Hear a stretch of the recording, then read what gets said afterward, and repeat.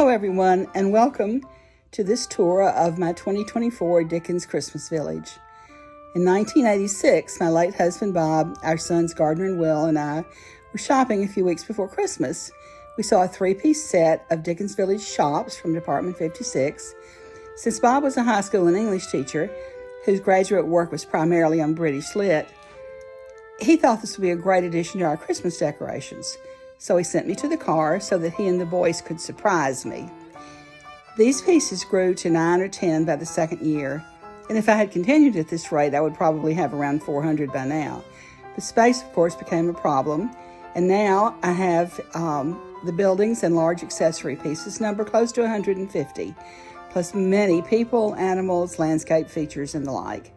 All except the merry-go-round and a few figures are Department 56, but I made most of the backdrops, stairs, hills, mountains, and the like.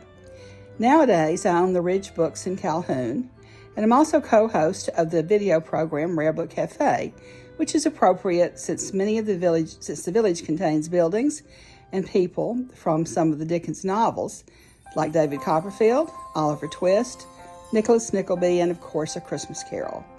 There are also several bookshops, the contents of which would certainly be antiquarian today. You may even be watching this on Rare Book Cafe. So as we start our tour, I want to thank you for joining us, and I hope you enjoy my interpretation of Victorian London and suburbs. Thanks for joining us.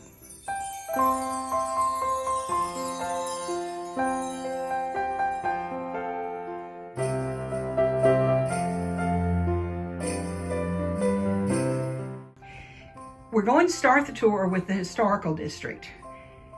This contains the Tower Bridge of London, Buckingham Palace with the Royal Coach in front, Parliament, Tower of London, and Westminster Abbey. Our second stop on the tour is the Theatre District, anchored by the Globe Theatre. And at the other end, the Theatre of the Macabre, which is showing a production of Dr. Jekyll and Mr. Hyde. There's also a coffee shop and a pub, and wassailing figures coming down a staircase. Rossetti is painting. There's a flower vendor, and one of the 12 Days of Christmas sets from the Dickens Village, the ladies dancing, are performing in front of the Globe. Section 4 is the London Zoological Society, founded in 1828, but was only open to fellows of the society until it opened to the public in 1847. And of course, mine is open to the public, at least to the public that's in my Dickens Village. So far, I only have one building, the gatehouse. I have a pair of elephants, a pair of lions. The gatehouse came with an ostrich, and I'm a little concerned about the way that lioness is eyeing that ostrich. So far, we have all the animals together. As this grows, I'm sure we'll have to partition this off a little bit. But I added a statue of Queen Victoria and some visitors, a coach, skaters, and vendors, and I have the gate to the Zoological Society. Several years ago, Department 56 started a set of Oxford University buildings and figures. So far, I only have this one, the Tom Tower, and a couple of sets of figures, but I'm sure there'll be more in the future. Here's a castle, not a very large one, but we do have one of the 11 Lords a-Leaping from the 12 Days of Christmas approaching the castle. We have the Squire's house, we have a church, we have some shops and some cottages, and coming across the bridge, we have the wagon with 12 drummers drumming, another part of the 12 Days of Christmas set. Actually, there are only 6 drummers drumming, but you get the idea. The waterfront is a bay that leads, in our imagination, to the ocean. It's home to the Naval Academy and the Admiral's home, a lighthouse, Peggotty's boathouse from David Copperfield, and at the far end we have another manor house, a church, an inn, fish shop, a coffee house, and Leeds Oyster House, which also sells maritime equipment such as sextants. And this year I've changed the water. It has an overlay of little fish.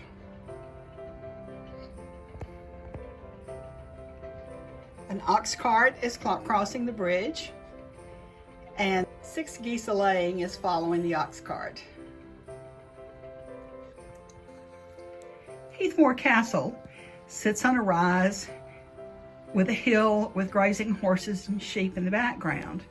It is surrounded by its own village with a couple of farms, a railroad station, an inn, a number of different shops, and several cottages. There's also a church with its own rectory and grange. So it's a busy area. Notice that there's a drawbridge, as well as a number of the yeomen of the guards taking care of the castle. And if you think that's a dragon over the castle, you would be right. My son Gardner is a big fan of Game of Thrones, and he thought that the castle needed a dragon, and so a couple of years ago, one appeared. You also notice the railroad station goes around the base of the castle. We'll see some more of it, the railroad track. We'll see some more of it later when we get to Victoria Station. The train layout was done by my brother, who is an avid model railroad enthusiast, and it has 3 cars, a steam engine, a coal car, and sometimes the cars jump the tracks, but we'll see the engine move when we get around to Victoria Station. Beyond Heathmore Castle, we have several very distinct areas. One is dedicated to the care of horses. There is a saddlery with a horse that moves around in a circle. Several of the buildings have had movable parts, but over the years, many of them no longer work. And there's also a harness maker and a blacksmith. And a new figure this year is a jumping equestrian. Facing it are a couple of antique stores, one of which also has rare books, and a legal area with Scrooge and Marley's counting house, a barrister, and Mr. Wakefield's solicitor. The import-export district features a spice merchant, a Persian rug merchant, the East Indies Trading Company, an inn, and one of Fezziwig's warehouses. There's also a train platform so that the train can stop here and unload for the import-export area. And another of Fezziwig's warehouses, where the dance that the Ghost of Christmas Past takes Scrooge to see how he was in his younger days. And we have a little entertainment area here. Steak and Kidney Pie restaurant, the Gentleman's Club, and the gin distillery. You notice in the background we have musicians, and this portrays the 3 calling birds from the 12 Days of Christmas. And we have some gentlemen enjoying the products of the distillery. Fagin's Hideaway, from of course Oliver Twist, sits on this hill surrounded by a mountain and 2 boarding houses, Wackford Squares, and then also the boarding school that Scrooge attended in his youth. These were not particularly happy places for the boys who attended them. There's also a little skating rink and a water tower. During Victorian England, there were efforts made to improve the water quality that was coming out of the Thames, which was causing cholera outbreaks and a lot of other diseases. And water towers such as these sprang up in a number of towns and cities around England. A number of the houses on this hill have to do with Dickens novels. Betsy Trotwood, from David Copperfield. We have Bob Cratchit and Tiny Tim's home. Nephew Fred, also from A Christmas Carol, and of course Scrooge's house, with Ghost of Marley on top. One of Oliver Twist's early benefactors was Mr. Brownlow, whom he met while trying to pick his pockets. And later were involved with the Maylie family And this is the Brownlow house and the Maley cottage, with Mr. Brownlow and Oliver Twist in front. Gas lighting was becoming popular, but there was still a need for coal, as most heat was with coal, and that was what caused such terrible air pollution. And of course, many lamps were still oil lamps. And so these needs were met from this little area here. The mortuary with a horse-drawn hearse, and the cemetery where Scrooge saw his grave. But there's a lady going in to put flowers, perhaps on Scrooge's grave, and carolers in the front. It perhaps may be rather ominous that the medical section is next to the cemetery, but we have here at the right a children's hospital that Charles Dickens was a patron of, and that's him in front reading to one of the children. A depiction of Florence Nightingale in the middle, a doctor's office, and optician's office. And to not leave out the pets, we have the Battersea Home for Dogs, which was a real place, and I believe may still be in operation today.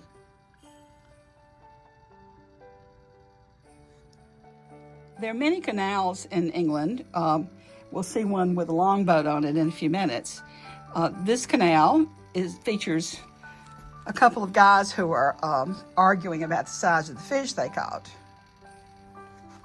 And this is some more of Fagin's proteges learning their craft.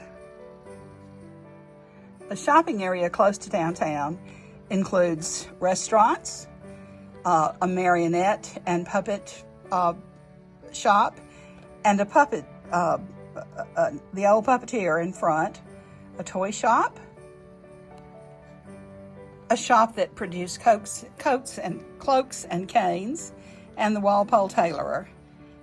In front of the tailor is a cobbler. The piece in front is, for several years, Department 56, and they may still be doing it, did an annual special piece. And this was one of them, with the children ringing the bell. We are approaching Victoria Station, and in a few minutes the train will be pulling in. Well, at least the engine will. We have the station, we have an inn, we have an ox roasting restaurant and a pub, and a lot of folks waiting for trains or meeting their family at the train. And here comes the engine.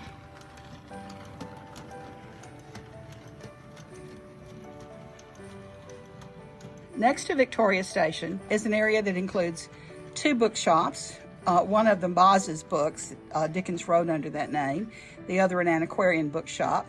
Of course, all of these books would be antiquarian today. There's also a publisher, a printing company, and the Daily News.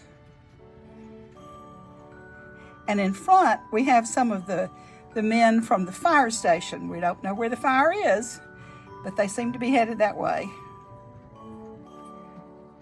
The downtown area is divided between residential and commercial, with Camden Park in the middle.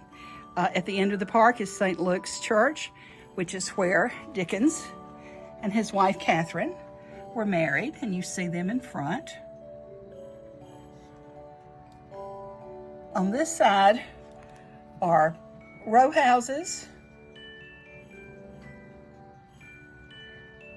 and a freestanding manor house. On the other side, we have the police station, the post office, the fire station, a bank, and another inn. So there are plenty of places to stay. We also have a number of vendors, a fruit seller, a shoe shine, and a hat vendor, as well as the town crier in the center, probably announcing the wedding.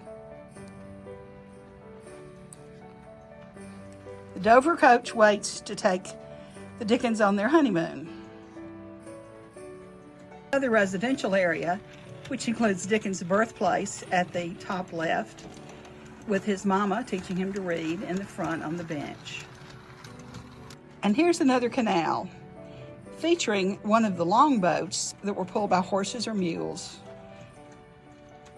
that can still be found all over England.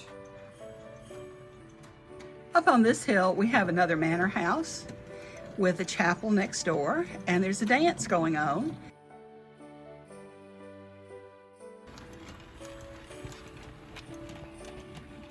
There's also a fox hunt. The fox is hiding out behind those trees down there. The chalet here is a location that Dickens used as a writing home. It was given him by a fan, but his manor house was Gad's Hill, which is over here, the red brick. Here's another church with a home for the rector and conservatory in the front, plus a Christmas pudding vendor and a little skating area with a swan boat on it. We also have a candlelight Christmas Eve service in front of the church.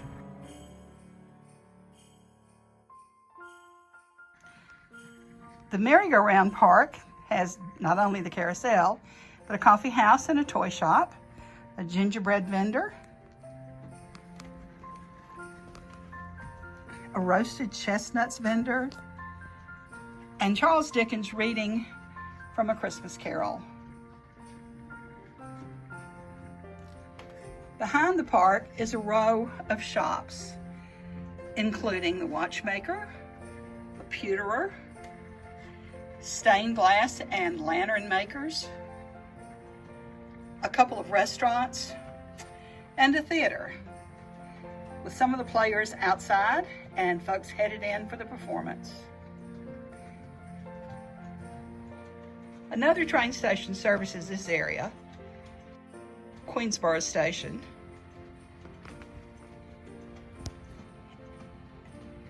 And Kingsford Brew House is right next door, with a wagon of beer headed that way.